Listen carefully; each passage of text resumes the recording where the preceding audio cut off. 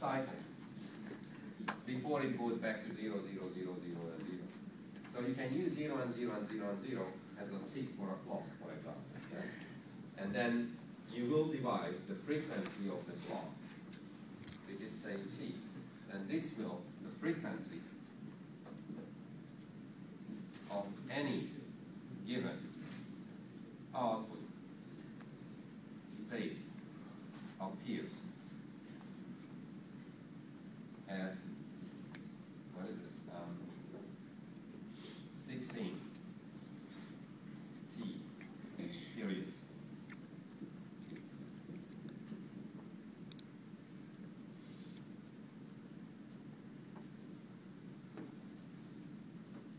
Or maybe 16 cycles of the clock. So they use counters as basically frequency dividers in some sense. Okay, so that's just the notation which I forgot to mention to you last time. Okay, then the next thing I want to do is I want to do an example of a circuit, which is probably part of your assignment question. And I'm going to create a circuit for you. And all we have to do is to draw the output waveforms from this circuit. So let's imagine I have 3 flip-flops. And let's say this is my J, this is my K. And let's suppose, okay, that's J0, K0, this is Q0, and then let's say Q0 bar.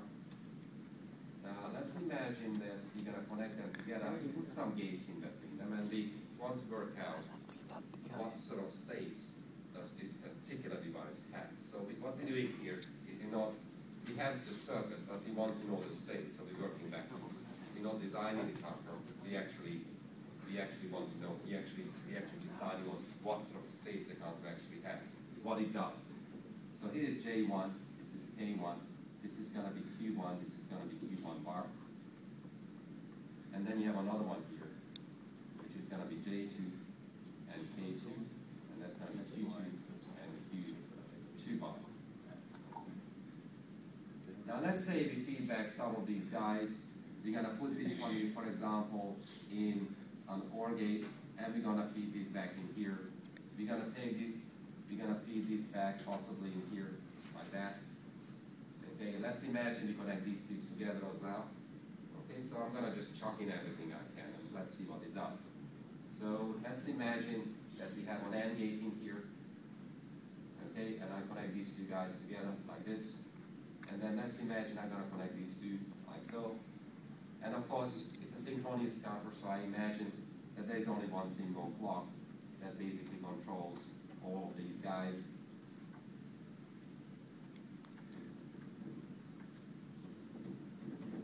And let's suppose we're going to put back in here, what do we want to put back in here? Let's say we're going to put back in here Q1, like this. Okay, and we have this circuit. All right, so let's see what happens. Let's imagine I have some initial state. I make a table. I'm going to create a present state, next state diagram. So that's going to be, let's say this is going to be my Q0, let's say Q2, Q1, and Q0, and that's going to be Q2, Q1, and Q0. But let's put a few things in between. So here, let's say I have an initial state, and the initial state is, say, ground state. Okay, so I'm sticking here 0, 0, and 0. Now here I have J2, I'm going to have K2. So what I'm going to do here, I'm going to actually assign some values for J2, K2, and J1, K1, and so on.